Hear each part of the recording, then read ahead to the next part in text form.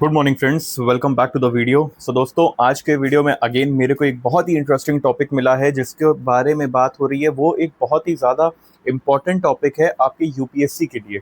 अब cancer cells के ऊपर बात हो रही है और इस पर मैंने बहुत अच्छे से ऑफलाइन क्लासेस भी दी हुई हैं। जो हमारा बायोटेक्नोलॉजी है उससे रिलेटेड ये पर्टिकुलर टॉपिक है जो हमारे आज के पेपर में आया हुआ है। सो मैंने थोड़ा सोचा कि इसके बारे में आपके साथ डिस्कशन करना इज़ वेरी मच इम्पॉर्टेंट। तो आइए डिस्कशन करते हैं। अब देखिए क्या टॉपिक क्या है कि ये जो गूगल है ना, गूगल गूगल का एक डीप माइंड है, एआई। इस एआई है, ये कैंसर जो सेल है उसका नया नया हाइपोथेसिस जो है वो लेके आ रहा है। अब क्या होता है, ये सारी चीजें हुआ क्या है, सब कुछ डिस्कशन करेंगे, ठीक है। ये आर्टिकल मैंने पढ़ लिया है, मैं आपको इसको एक्सप्लेन करूंगा। जो भी इसमें पॉइंटर्स हैं वो मैं आपको बताने वाला हूं कि आपके यूपीएससी के लिए कैसे इंपॉर्टेंट है। इतना बड़ा आर्टिकल है तो ऑब्वियसली इसमें कुछ पॉइंट्स ऐसे जरूर होंगे जो आप आंसर राइटिंग में लिख सकते हो, जिससे आपको समझ में आए हुआ क्या है, आपका करंट अफेयर्स तैयार होगा। तो आइए इसको डिस्कशन करते हैं। अब देखिए क्या होता है ना कि जो गूगल का डीप माइंड का एआई और कैंसर सेल का एक नया हाइपोथेसिस आया है। होता क्या है ना कि गूगल का डीप माइंड ने एक नया एआई मॉडल, जिसको हम लोग बोलते हैं C2S स्केल, इसको बनाया है, ठीक है, इसको बनाया है। अब इस मॉडल ने कैंसर के बिहेवियर के बारे में एक नया हाइपोथेसिस दिया कि एक भाई इसमें कुछ नया हाइपोथेसिस मिला है हमको। ये हाइपोथेसिस लैब एक्सपेरिमेंट में भी कंफर्म हो चुका है। तो ऐसा कुछ नहीं है कि एआई गलत है या कुछ भी, ऐसा ऐसा कुछ भी नहीं है। मतलब एआई ने सिर्फ प्रिडिक्शन नहीं दिया है ना, बल्कि उसका रिजल्ट जो है वो रियल वर्ल्ड में प्रूव हो चुका है। इट इज बीन प्रूव्ड, ठीक है। ये एक माइलस्टोन है, जैसे एआई ने पहली बार एक वैलिड बायोलॉजिकल डिस्कवरी की है।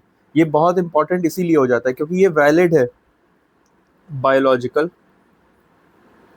डिस्कवरी बाय एआई, ठीक है। तो पहली बार कुछ ऐसा हुआ है। अब बात करते हैं कि ये जो C2S स्केल है जिसके बारे में इतना डिस्कशन हो रहा है, ये है क्या। अब देखिए क्या है ना, मतलब ये मॉडल करता क्या है, क्या करता है। एआई सेल के अंदर एक्टिविटी समझता है। सिंपल सी बात समझिए कि ये क्या करता है कि जो एआई मॉडल है, just a second, AI model जो है ना, एआई मॉडल, एआई सेल्स जो होते हैं, एआई सेल्स जो हैं उनके अंदर की एक्टिविटी को समझने का काम करता है, ठीक है। SAMAJ, इसको मैंने हिंदी में लिख दिया, समझने का काम करता है। होता क्या है कि हर सेल के अंदर जीन या तो वो ऑन होते हैं या तो वो ऑफ होते हैं, ठीक है। जीन जो होते हैं, जीन्स आपको पता है ना, जीन्स वो पहनने वाली नहीं, जीन। हर सेल के अंदर जीन होते हैं और ऑन ऑफ होते हैं, वही उसका बिहेवियर डिफाइन करता है। तो एआई इन जीन एक्टिविटीज की लैंग्वेज समझता है। इनकी जो भी लैंग्वेज होगी, जीन की लैंग्वेज, उनको समझेगा, उनको समझने का काम करेगा। जैसे कोई ट्रांसलेटर ह्यूमन लैंग्वेज को समझता है ना, मान लीजिए कि मैं इंग्लिश में बोल रहा हूँ और आप हिंदी में बोल रहे हो, या उल्टा ले लो, मैं हिंदी में बोल रहा हूँ, आप इंग्लिश में, आपने जो बोला मुझे नहीं समझ में आ रहा, तो एक ह्यूमन ट्रांसलेटर को रख लिया, वो ट्रांसलेट करके बता रहा है। तो वही काम ये एआई कर रहा है। ये जो एआई है वो यही सेम काम कर रहा है। ये टेक्निक यूज करता है, जिसे हम लोग कहते हैं सिंगल सेल आरएनए सीक्वेंसिंग। क्या कहते हैं भाई, इसको कहते हैं सिंगल सेल आरएनए सीक्वेंसिंग।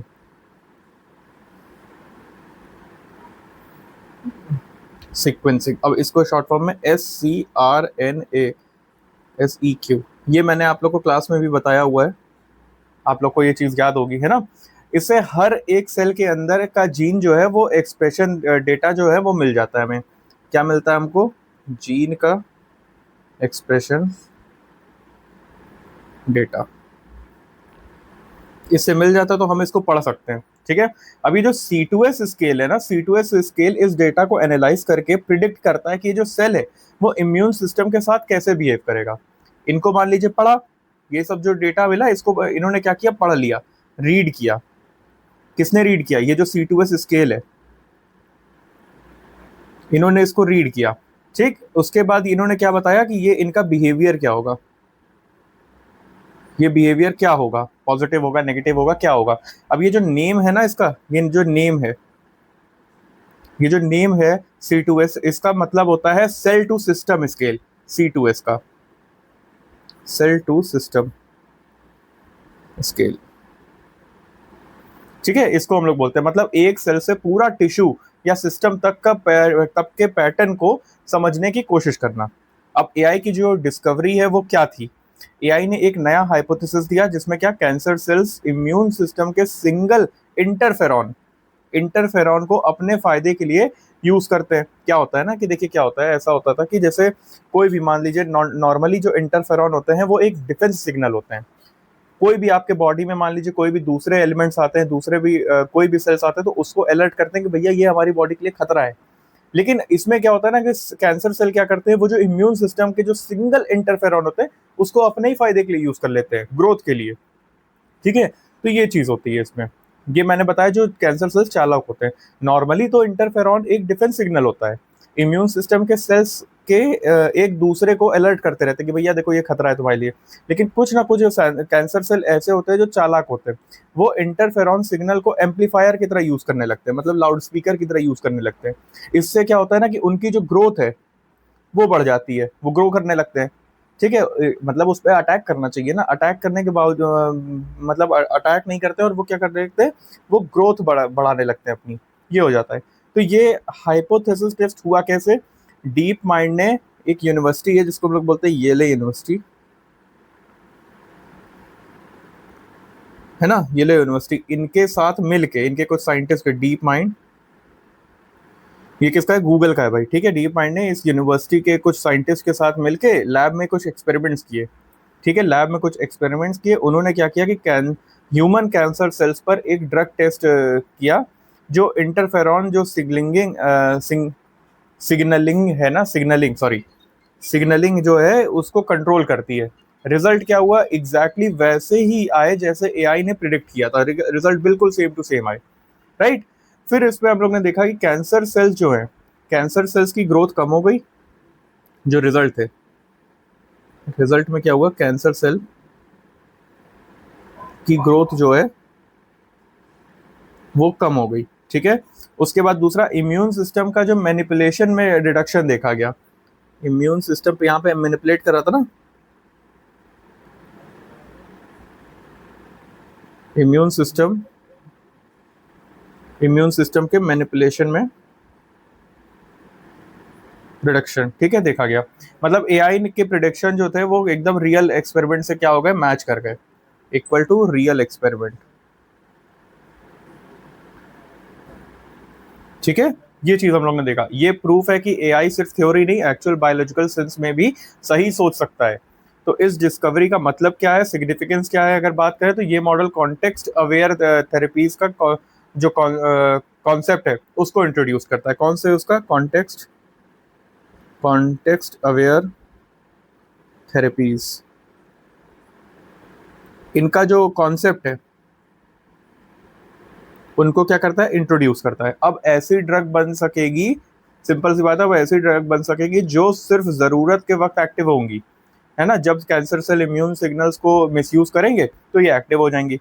पहले ड्रग्स हमेशा ऑन रहती थी, पहले जो ड्रग्स थे वो हमेशा ऑन रहते थे, भैया आपको खाना ही खाना है दवा वगैरह, ठीक, वो होती थी, जैसे साइड इफेक्ट्स बढ़ते लगते थे। लेकिन अब ट्रीटमेंट जो है वो एकदम प्रिसाइज और सेफर होगा कि भाई जैसे ही लगा कि हाँ कोई ना कोई सेल जो है वो अपना कैंसरस बन रही है तो तुरंत ही एक्टिव हो जाएंगे। ठीक है, अब ये ड्रग जो डिस्कवरी में रेवोल्यूशन जो है वो किस तरीके का है, पहले क्या होता था, ट्रेडिशनल ड्रग जो डिस्कवरी थी वो स्लो थी, महंगा प्रोसेस था, हर ड्रग को लैब में टेस्ट करना पड़ता था कि भाई ये सही है कि नहीं है। लेकिन ये एआई मॉडल पहले ही प्रिडिक्ट कर लेगा। ठीक है, ये एआई मॉडल जो है वो पहले ही प्रिडिक्ट कर सकता है कि कौन सी ड्रग काम करेगी। मतलब कंप्यूटर में ही वर्चुअल एक्सपेरिमेंट करके हम पहले से आइडिया ले सकते हैं, टाइम और पैसा दोनों बचेगा इससे। ठीक है, हमने क्या किया, पहले क्या होता था, पहले ना भाई देखो कोई भी दवा इस्तेमाल करने से पहले उसको भाई कहीं ना कहीं उसमें लैब टेस्टिंग होती थी, बहुत पैसा लगता था, टाइम लगता था, सब कुछ लगता था। लेकिन इसकी वजह से क्या हुआ, कंप्यूटर में वर्चुअल एक्सपेरिमेंट हो सकेगा। देख लिया कि हाँ भाई देखो ये इफेक्ट आने वाला है इसका, ऐसे इसमें फर्क पड़ेगा, तो पैसा भी बचेगा, टाइम भी बचेगा और एकदम प्रिसाइज होगा, सेफर होगा। ठीक है, ये चीज हो गया। साइंटिफिक इंपॉर्टेंस की अगर हम बात करते हैं तो इसमें देखिए क्या होता है ना कि ये दिखाता है कि एआई अब हाइपोथेसिस जनरेटर बन गया है। सिर्फ डेटा एनालाइज नहीं करता है, वो आपको कुछ एक आउटकम भी देता है, हाइपोथेसिस भी देता है। पहले हाइपोथेसिस जो है वो ह्यूमन बनाते थे, एआई उन्हें टेस्ट करता था। ठीक है, लेकिन अब एआई खुद हाइपोथेसिस बना रहा है और वो लैब में कंफर्म भी हो रहे हैं। तो ये AI plus biology biology integration का परफेक्ट एग्जाम्पल है। ठीक है, एआई और बायोलॉजी को अगर मैं, जैसे आपके ऊपर क्वेश्चन, अब बायोटेक्नोलॉजी हम लोग ने पढ़ ली है, बायोटेक्नोलॉजी पे मान लीजिए बोलता है कि आप एआई का कैसे यूज कर सकते हो, तो ये बहुत बहुत बहुत बेहतरीन एग्जांपल है ना। इसमें एक new era of scientific discovery है जहां मशीन और ह्यूमन दोनों मिलकर साइंस को आगे बढ़ा रहे हैं। ठीक, ये चीज हम लोग ने समझ लिया। अब रिसर्चर्स जो है उनका भी तो कुछ कहना होगा, तो उनका क्या कहना है? डीप माइंड के जो साइंटिस्ट हैं उन्होंने कहा कि भाई we have thought AI to understand the language of individual cells. उन्होंने ये बात कही थी कि we have thought AI to understand, we have taught मतलब उन्होंने सिखा दिया एआई को कि भाई आप जाके इंडिविजुअल सेल्स की लैंग्वेज को समझो। मतलब एआई अब सेल्स के अंदर कॉन्वर्सेशंस करेंगे। ठीक है, वो समझता है उसकी बात को, जाके किस जीन ने क्या बोला, किस सिग्नल का क्या रिएक्शन हुआ, कोई भी सिग्नल जीन का आ रहा है उसका रिएक्शन क्या है, तो वो जाके सारे लैंग्वेज समझेंगे, जीन लैंग्वेज समझेंगे। अब ये एबिलिटी जो है वो पर्सनलाइज्ड मेडिसिन का फ्यूचर बनाएंगी। ठीक है, हर पेशेंट्स के सेल के हिसाब से अलग अलग ट्रीटमेंट होगा। तो ये बहुत ही अच्छी चीज़ है भाई, देखा जाए तो बहुत बढ़िया इन्होंने डिस्कवरी की है। अब लिमिटेशंस कुछ कुछ होंगी इसकी, बहुत अच्छी अच्छी बातें इन लोग की कर ली हमने, लेकिन इसकी लिमिटेशंस क्या है? आइए लिमिटेशंस इसकी जान लेते हैं, क्योंकि वो भी इंपॉर्टेंट है। लिमिटेशंस, कुछ ना कुछ तो भाई आंसर राइटिंग करोगे तो कुछ ना कुछ लिमिटेशंस भी तो लिखनी पड़ेगी। तो उस वजह से अगर हम देखें तो ये एक्सपेरिमेंट लैब में हुआ है, रियल पेशेंट्स पे नहीं। तो सबसे बड़ी लिमिटेशन तो यही आ गई कि ये जो एक्सपेरिमेंट है ये कहाँ हुआ है? ये लैब में हुआ है, नॉट ऑन रियल पेशेंट। तो अब बात ये हो जाती है कि देखो भाई, हो सकता है कि ये लैब में तो बहुत अच्छे काम कर रहा है लेकिन पेशेंट्स पे काम ही ना करे। ठीक है, तो अब इसका दूसरा क्या कि अभी ना सिर्फ और सिर्फ एक स्पेसिफिक कैंसर टाइप को ही हम लोग ने इस पे टेस्ट किया हुआ है। अब वो कौन सा है? न्यूरो एंडोक्राइन कैंसर पे ही हम लोग ने इसको अभी तक टेस्ट किया है। अभी तक इसी पे हम लोग ने टेस्ट किया है इस पे, अभी बाकी कैंसर्स पे हम लोग ने नहीं किया है। तो इस ये भी एक हो सकता है, क्या पता इस पे काम कर रहा है आगे ना काम करे, है ना। तो ये भी एक लिमिटेशन है इसकी, है ना। इसीलिए और ज़्यादा ट्रायल्स की ज़रूरत है अभी, before real use in hospitals. मतलब पहले हॉस्पिटल्स में यूज़ करने से पहले अभी और थोड़ा इस पर ट्रायल्स करने की नीड है। लेकिन जो डायरेक्शन है वो बहुत ज़्यादा प्रॉमिसिंग है। जिस तरीके से इसने भाई आपको एक दिया है, एक इसने जो भी आउटकम दिया है ना, वो देखा जाए तो बहुत ज़्यादा प्रॉमिसिंग है। अब देखिए, एक पर्सपेक्टिव अगर मैं बात करूं आपको कि इस आपकी यूपीएससी के लिए क्यों इंपॉर्टेंट है, तो ये जो न्यूज़ है वो जीएस पेपर 3 आपके, जीएस पेपर 3 इसमें एसएनटी है, मतलब साइंस एंड टेक है ना। साइंस एंड टेक में ये फिट बैठती है। ये एग्जाम्पल है कि एआई जो हेल्थ केयर में है वो इनोवेशन में कैसे जा रहा है। ठीक, ये दिखाता है कि कैसे एआई ड्रग डिस्कवरी, प्रिडिक्शन, जो प्रिसीशन मेडिसिन है, बायोलॉजिकल अंडरस्टैंडिंग है, उसको बदल रहा है। एआई भाई बहुत चीज़ों को बदल रहा है। इसमें क्या क्या बदल रहा है आप देखो, डिस्कवरी ड्रग डिस्कवरी को बदल रहा है, फिर उसके बाद प्रिसीशन मेडिसिन मेडिसिन मेडिसिन उसके बाद बायोलॉजिकल अंडरस्टैंडिंग।